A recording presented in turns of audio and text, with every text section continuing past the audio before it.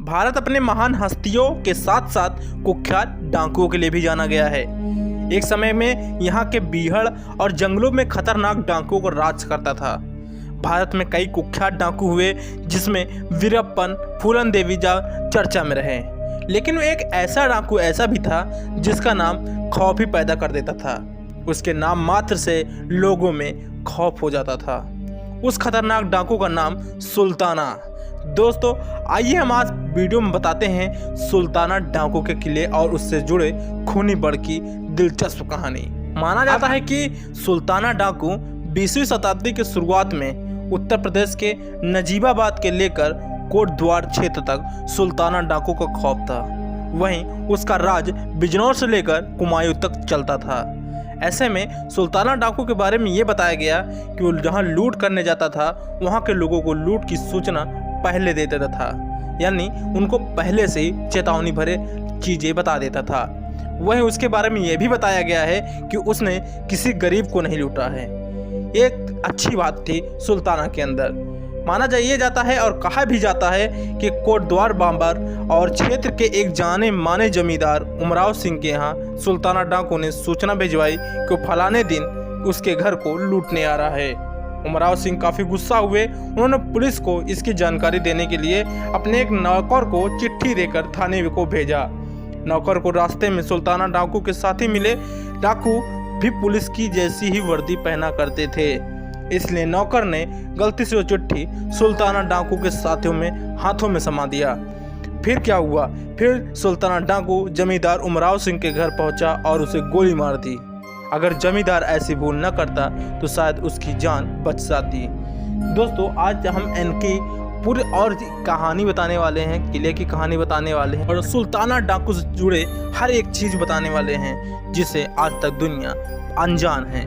दोस्तों, उससे पहले जो हमारे व्यूवर्स नए हैं, चैनल पहली बार आए हैं, चैनल को सब्सक्राइब करके लिए और बेल आइकन को प्रेस कर लीजिए ताकि आने वाली वीडियोस का नोटिफिकेशन आप तक पहले पहुंच जाए। ऐसे मज़ेदार और फैक्टफुल वीडियो देखने के लिए चैनल पर बने रहें। दोस्तों, चले जानते हैं क्या है नजीबाबाद की किले की कहानी और क्या है सुल्ताना डाकू की इस किले से कुछ जुड़े राज। कहते हैं कि 400 साल पहले नजीबाबाद में नवाब नजीब-उद-दौला एक किला बनवाया था। बाद में इस पर सुल्ताना डाकू ने कब्जा कर लिया। आज यह किला खंडहर में अवस्था में पड़ा हुआ है। बताया जाता है कि इस किले के बीच में एक तालाब हुआ करता था जहां सुल्ताना ने अपना लूट का सारा खजाना यहीं छुपाया करता था। जब दबे खजाने की खबर पता चली तो यहाँ खुदाई की गई, पर खजाने का कोई अता पता नहीं। वहीं कुछ लोगों का कहना है कि सुल्ताना डाकू ने इस किले के अंदर नजीबाबाद थाने पर एक सुरंग भी बनवाई थी। कहते हैं कि इस जेल से बंद किया जाता था तो वो इसी सुरंग के जरिए जेल से फरार हो जाया था। बताते हैं ये भी हैं कि बंदूकें भी चुरा ले आता था। ऐसी कहानियाँ मशहूर हैं कि वो पुलिस थानों से बंदूकें चुरा कर अपने बीचड़ खानों में जहाँ रहता था वहाँ पर अपने साथियों को बंदूकें बांटता था और डाकू का अंजाम देता था। जैसा कि हमने ऊपर भी बताया कि कोटद्वार भांबर में इस क्षेत्र में सुल्ताना डाकू का काफ़ी खौफ था। वहीं बाबर में खून बड़ी गांव था जहां पर एक बड़ा पेड़ था। लोगों के अनुसार सुल्ताना डाकू को मारकर इसी पेड़ पर टांग दिया करता था। इसी वजह से इस गांव का नाम खून बड़ी पड़ा। दोस्तों, ये कितनी रहस्यमयी और कितनी डरावनी चीज़ें हैं। सुल्ताना डाकू वाकई में बहुत ही ज़्यादा खूंखार था, लेकिन ऐसा उसके बारे में ये भी बताया गया उसने कभी किसी गरीब का घर नहीं लूटा। कहते हैं कि सुल्ताना डाकू को पकड़ने के लिए 1923 में 300 सिपाहियों और 50 घुड़सवारों की फौज ने गोरखपुर से लेकर हरिद्वार तक ताबड़तोड़ छापेमारी की। वहीं सुल्ताना डाकू को 14 दिसंबर 1923 को नजीबाबाद के जंगलों में गिरफ्तार किया गया और हल्द्वानी जेल में बंद कर दिया गया था। उसे फांसी की सजा सुनाई गई और 8 जून 1924 को उसे फांसी पर लटका दिया गया।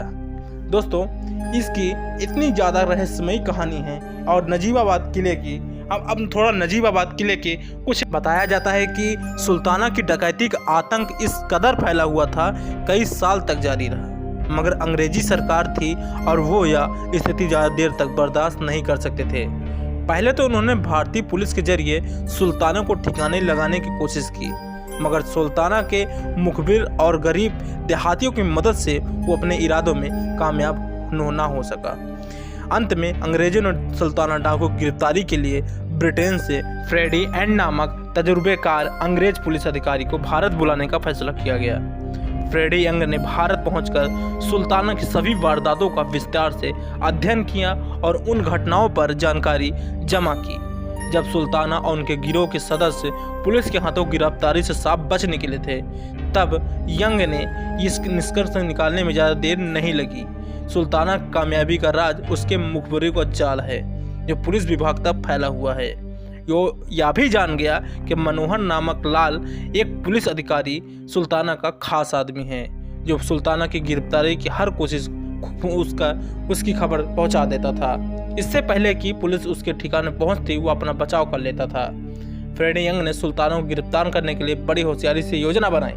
सबसे पहले तो उन्होंने मनोहर लाल का ट्रांसफ़र दूर इलाके में कर दिया और फिर नजीबाबाद के बुजुर्गों की मदद से सुल्ताना के एक विश्वसनीय व्यक्ति मुंशी अब्दुल रज्जाक को अपने साथ मिलाने में कामयाब हुआ।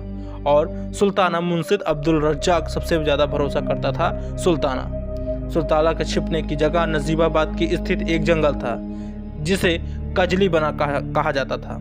यह जंगल बहुत ही ज़्यादा घना और जंगली जानवर से भरा हुआ था, लेकिन सुल्ताना जंगल के चप्पे चप्पे को जानता था। उसके रहने की जगह जंगल में ऐसे घने इलाके थे जहां दिन के समय में कि सूरज रोशनी नहीं पहुंचती थी। सुल्ताना भेष बदलने का भी माहिर था। उसके बदन पर कट के निशान की वजह से उसे देखने वाला कोई व्यक्ति नहीं पहचान पाता था। ये सुल्ताना हो सकता है। दोस्तों, मुंशी अब्दुल रज्जाक की सूचना की बुनियादी पर सुल्ताना को चारों तरफ से घेर लिया। उसके बाद मुंशी अब्दुल रज्जाक एक तरफ सुल्ताना संपर्क में था और दूसरी तरफ उसकी हर हरकत सूचना फ्रेडी यंग नामक पुलिस कर रही थी।